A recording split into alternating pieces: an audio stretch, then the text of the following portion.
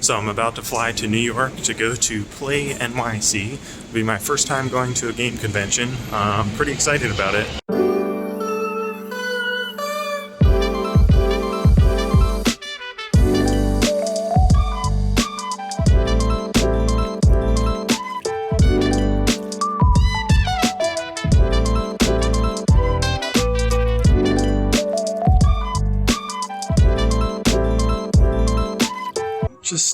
Just use a mouse.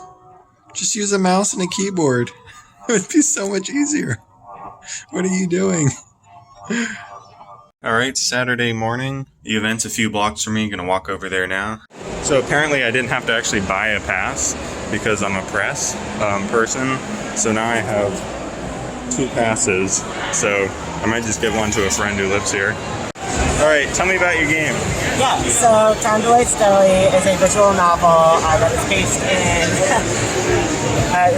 in a bodega in Crown Heights, Brooklyn, and the main mechanic of this visual novel is code switching between like Spanish, standard English, and African American vernacular English. Yeah. Because of the borough and their identity and how they grew up. With a giant heart. At the beginning is an excuse to customize the game, so you choose calico cats. Yeah. Yeah. Here a big challenge that I had was, can I make a game that gives a jump scare that is horror without the gore, the darkness? Oh, yeah. Right? And so that's why you got these pastel tones, very lighter direction if you want. When you think about big tech companies, it kind of feels like you're run by what could be what's actually in death calls. Yeah. So yeah, I did Techlandia as a Kickstarter. It's like a small dungeon crawler where you're a heroic blogger. You play the adopted grandson of an apothecary, and when she falls ill, it leaves it up to you to take over her business of healing, but also study the craft and learn how to help her. This is fun. It's really a game within a game. And it's all about, when you're a kid playing games with your family, they're always distracting you, it's kind of part of the game. Focus.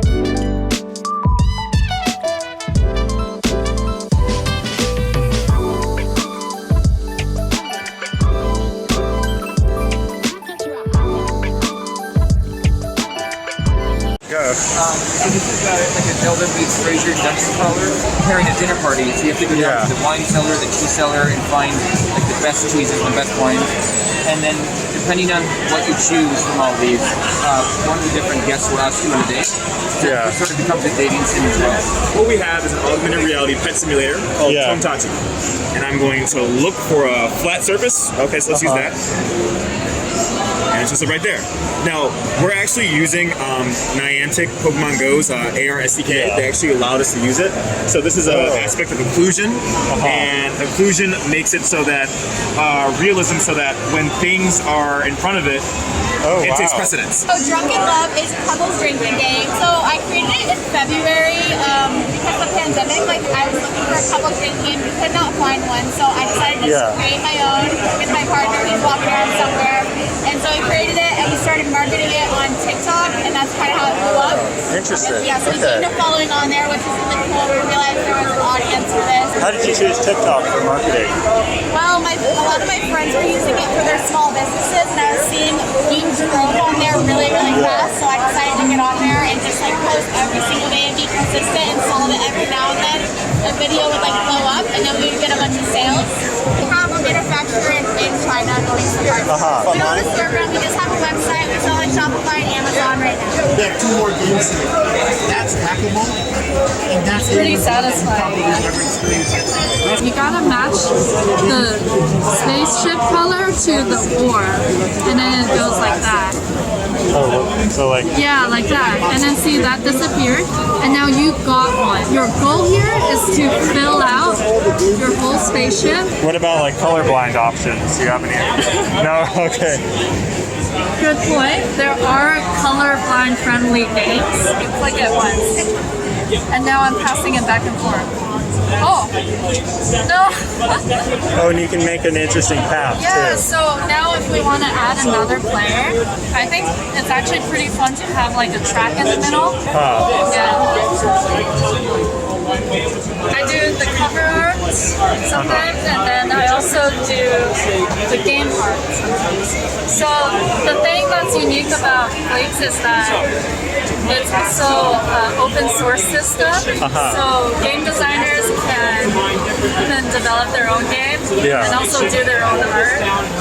So it's a team-based game usually, and when it's your turn to do a challenge, you flip up one of the base cards.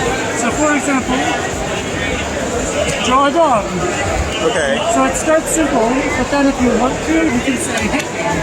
The other team will have a hand of cards, and they get to choose any one of the cards to augment their win. Oh. Okay? As if you're draw a dog as if you're teaching. Exactly. So now, the goal of the other team is to make me fold. But you know what? I'll stay here, and I'll even say hit me again. So now everyone else would choose another card while tap dancing. Dang. So Beat the Bomb is an escape room type experience that we're actually located in Dumbo, Brooklyn. So today we brought a virtual version of Beat the Bomb that we developed during COVID so that people could play remotely together. So this is Thousand Decks. It's a 3D adventure platformer where choices matter. And you start out as one character and you live out their life a little bit. You have a conflict with another character and then you might switch to be them, understand their perspective. And it's bite-sized, 15 to 20 minute episodes. So Kung Fu Kickball is a team-based fighting sports game. We have all kicker wins. So it's just me, but I am working with a publisher. And I hired contractors to do some of the art stuff. So I'm the main developer though, and the sole member of Whale Food Games. How are you doing latency compensation? So it's using lockstep rollback. Okay, wow, that's a lot to do, Probably took me about 4 years to make it. Dang. So there's a bar in Bushwick, Underbill, that has an arcade version of the game. Yeah. And another one we just put up in Beacon, New York. On Happy Valley. I'm also planning to maybe get more arcade cabinets out there. People find out about the game that way. How is it running a booth by yourself, by the way? It's exhausting. I bet, yeah. But I'm kind of used to it. I've been doing it. Oh, okay. I've been doing it for many years, although it has been a while since the last time. Yeah. So it's, This is Swish. Right now it's a local co-op platformer, but we're currently implementing online multiplayer. Play a skill game with 3 other people, or up to 3 other people, and you're partying and raiding so hard that the mausoleum is crumbling from your party. Our team is around 5 people, and then we also work with a publisher. I am the lead producer. He's actually just helping us out today. And then we have a technical artist over there, and 2 gameplay programmers behind you, I believe. Okay. One of them, I don't know that one. This game is Hey Cutie. It is a dating sim about dating all the cuties. And you do that by playing down these pickup lines, which are these flirt cards, which are cheesy pickup lines or funny poses or games of footsie or whatever. Yeah. And then you put on outfits and accessories, like you can put a fedora on your opponent to make them undateable, or you can carry around a rocket launcher to make sure nobody steals your dates. I'm the designer, and then I had 2 artists that I was working on, and a producer. What are these? So it's like a board game Smash Brothers. Okay. So this one is actively in development. It's not quite out yet. How do you market yourself and stuff? So we do a lot of stuff at conventions and online. We've got all our social media. Yeah, we go to a lot of game stores and whatever will have us so we can show off the game and demo it and all that fun stuff. What kind of tools do you use for making it? You just pen and paper and write it? So it starts off pen and paper. That's usually our first very rough prototypes. Then when we actually start getting into more full-scale production, we use InDesign for the card layouts and for a lot of stuff, and Photoshop for the raster art. Those are our 2 big go-tos. And do you use stuff like on a tabletop simulator to demo stuff at all? Or? Not a ton. There is a version of Hey Cutie up on Tabletop Simulator, but that was not done by us. That was done by a Kickstarter backer that we were totally chill with, and that was awesome. Online board gaming, I understand how it is a necessity right now, but it kind of... It's not the same. It's not why I play board games, so it loses the joy a little bit. So this is choosing sides, very similar to Magic, with the dominoes kind of feel to it. This card is worth nothing, but if I connect this to it, then it's worth 5 gold. If I connected this, then it's 6 attack. And if you did this, you can draw cards. This is Galacto's Pastries in Space. It's a 6th degree of freedom space shooter featuring epic space battles between dinner and dessert. Is that also your game? Or? Yes. This is much earlier in development. It's spacecraft survival, although right now it's really just like creative mode version of that, custom C++ engine. Damn, okay. This one's Unity. It may change. Yeah. But for this early prototype, it's in Unity. I actually want thermodynamics and atmospheric mixtures to be the thing. But like space is really bad thermal transfer. So I think the bigger risk is probably actually going to be overheating. Yeah, like if you have a bunch of things that generate heat, if you generate heat faster than your chip bleeds off heat, you're just going to melt. So you're putting a lot of pieces together. Do you have some kind of optimization thing for like the mesh? I will. You will. It's just blank pieces stuck together right now. Actually, it's worse than that. Oh. Right now, in order to support the face painting feature, each face that's paintable is a mesh. Oh no.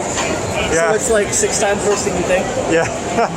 My first game I published is Roll Control. Roll Control uses a balance board where you connect your mobile phone to your PC or Mac. This is Kalele. There are hydro monsters that are spawning underneath the arena, and they'll destroy the arena unless there's a tree planted there. So you're using the magic of nature to destroy all of the hydras and get a high score. 6 o'clock. The event just ended. I got a couple free things like water, and I also got a shirt because I won some game. I forgot some bomb defusal group game. That was pretty fun. And then this guy gave me a free board game, Techlandia. People would ask me constantly, so what media are you with, or what platform? Like, who are you with? What company?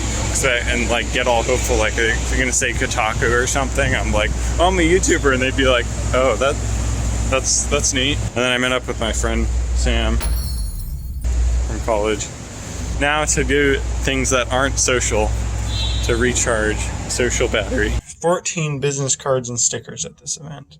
So far, that's day 1.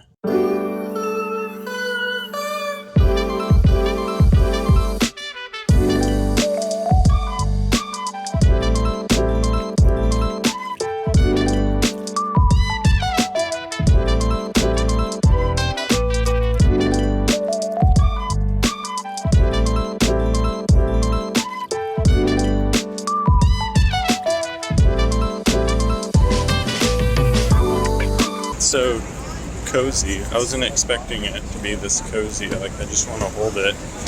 It feels like an actual person. What did you get? I got a pink sloth. What did you name it? Queerio Cheerio.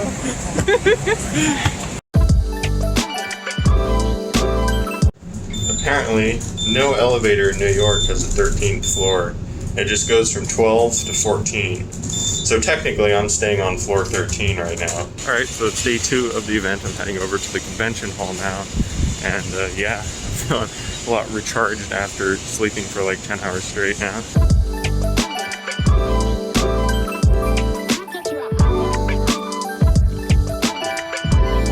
It's like a Jackbox style game with social deduction elements. You talked to Twitch streamers, right? How did you get in contact with them?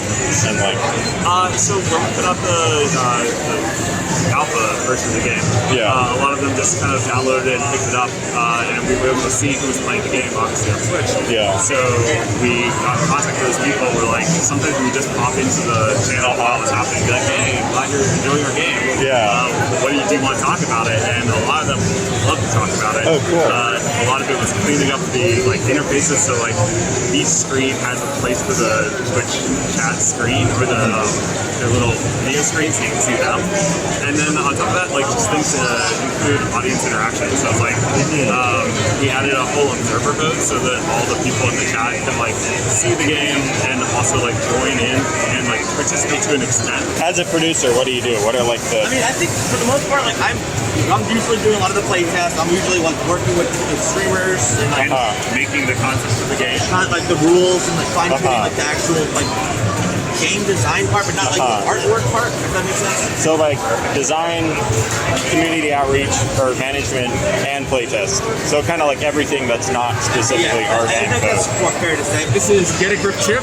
It is a grappling platformer where you can't jump, and instead you got to use your head-mounted grapple to get around. I like all the graphics. Took a lot of the characters from the game and the unlockable skins. And print them out, cut them out, and put them in as many poses as we could.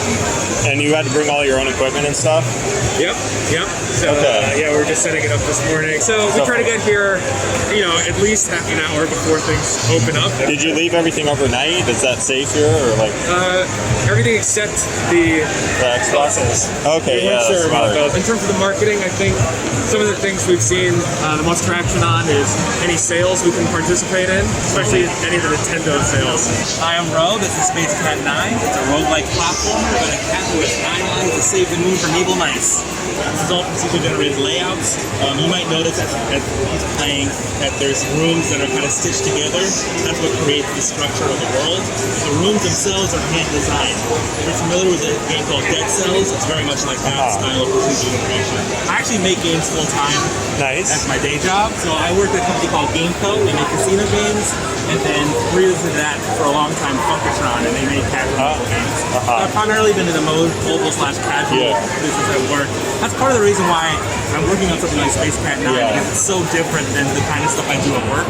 How does your company feel about you working on games in your spare time? They don't mind. I mean, as long as it's not competitive with what I do. And luckily, because I'm in the casual mobile space, or right now in the casino space, this is not really a competitor. So there's no issue. Now, if I were going off and making other casino games, that would be a problem. So Way of Rare is a puzzle platformer, which the emphasis on the platforming. It's all about the puzzles. So in the game, there's 3 different colors. You can change colors, and that determines who you interact with. I liked how you did colorblind friendly. So all the puzzles are color based. We have the option to change the colors for ones that are more accessible. That are different just in value. I mean, different value as relative to. We also have icons associated with the color. So as well as seeing the color, you can see, that's a triangle. So you can tell from the shape. So the engine's written in Rust. The game itself is written in the scripting language that I wrote in Rust. Oh, nice. So it's all hot rod code. So you could be playing the game, notice the problem. Switch over to the code editor, edit the code, alt tab back to the game, the new code will be running already. What tools do you use for like making the art? I used to work in Photoshop, but I got an iPad and it's just so much, it's really nice to draw, so I've been using Procreate and Illustrator and After.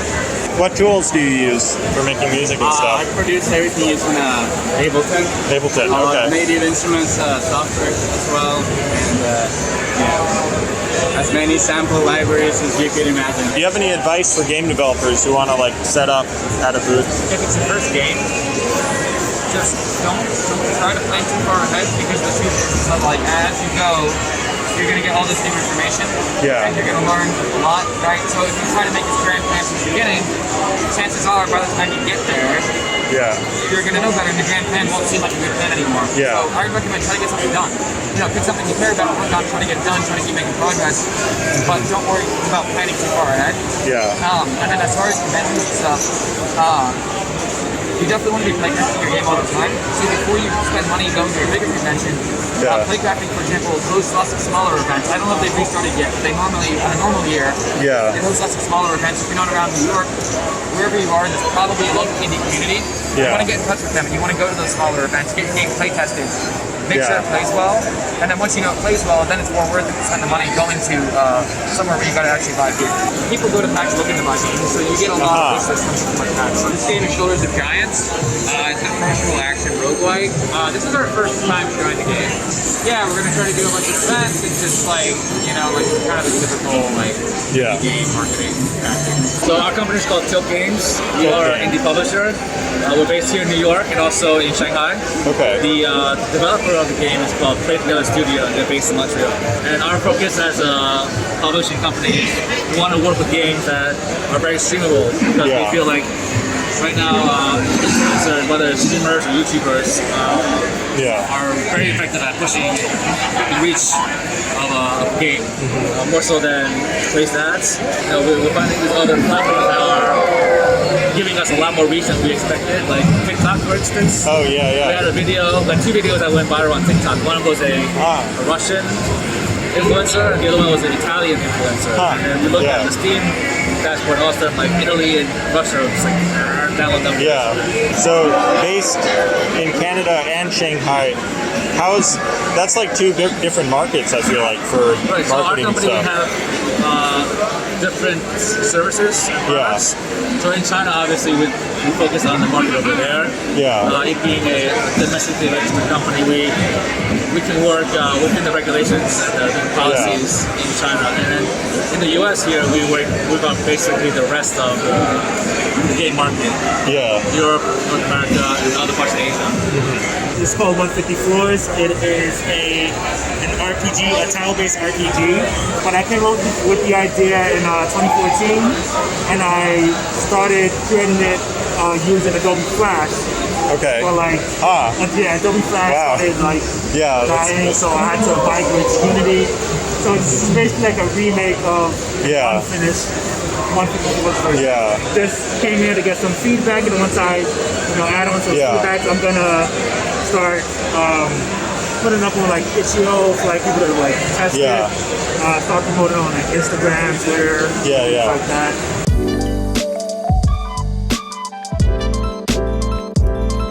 Unity or and something Game else? Maker 2. Game Maker 2, nice. First person here I met who's not doing Unity or Unreal or a custom engine. Use Cloth Sim to make the snow on the mountains. And the boss as well. Why did you use Maya?